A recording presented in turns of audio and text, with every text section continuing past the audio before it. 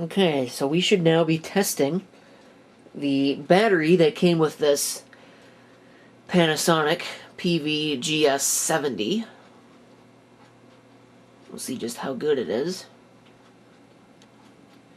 Originally it wasn't charging, but it seems to have fully charged now. Not sure why it wasn't charging originally.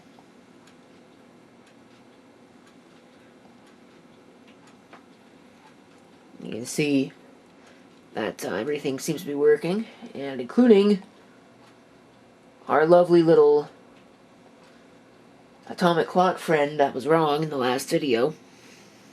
This camera.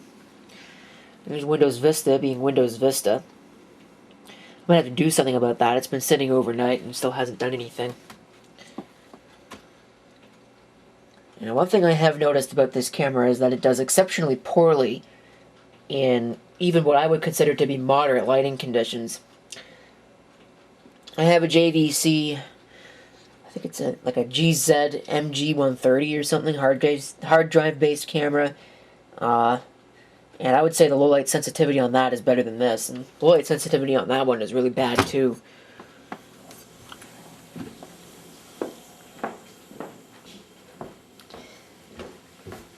This one's exceptionally bad.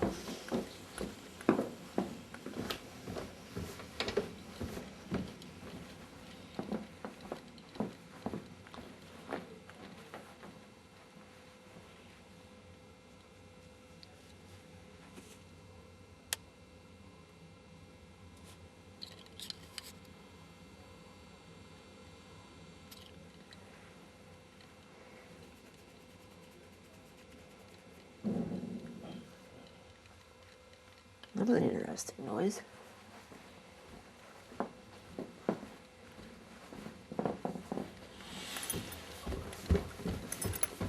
Back up here.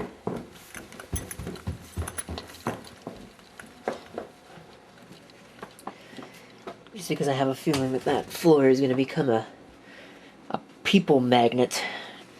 You can see my lovely stack of hard drives that I need to deal with. I don't want to make this video too long. The battery has not dropped a tick yet. I wonder if this macro lens would actually fit on this camera. Oh, by golly, it does. You can't see anything yet, but this is the macro lens that came with the GS150.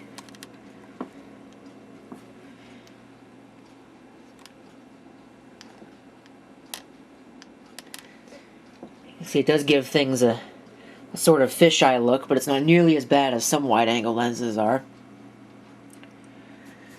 By comparison, this is what the camera actually sees once I take the lens off.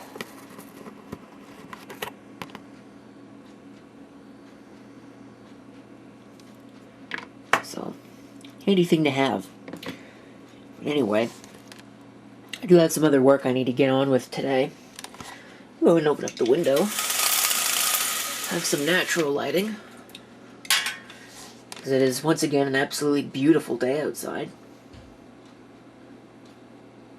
If it wasn't a little on the chilly side, or at least what I would consider to be a little on the chilly side. And that always reads high too. Actually, it reads quite high. It's not 13 degrees outside. Not anywhere close, but it's affected because the sensor is actually right there. Somewhere. Yeah, you could just barely see it.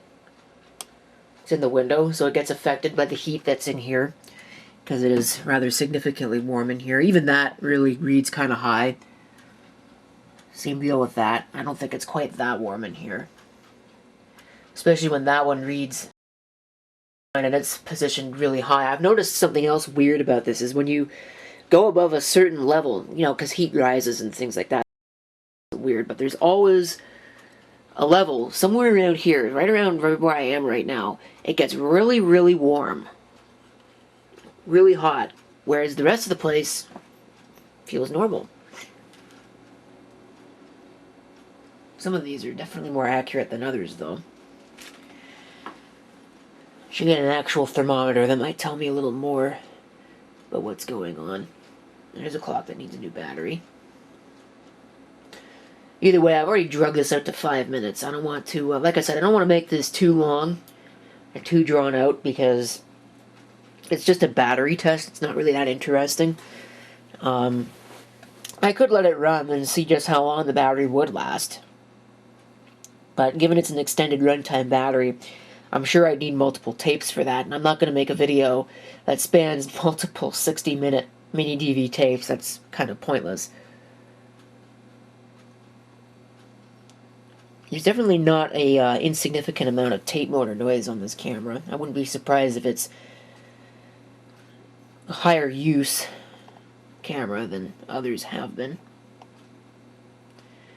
And the image stabilizer doesn't really seem to work because it's flashing the EIS light, and there's plenty of light for it to work with, so I don't know what's up with that. Maybe it just doesn't work when you're zoomed in, which is kind of the whole point of image stabilization, if you ask me.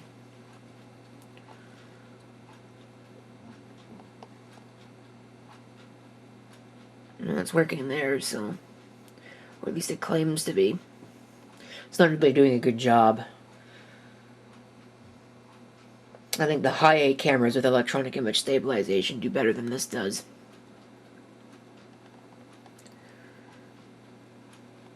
Zoom is also impressively jacked up. And that's not doing so bad there, but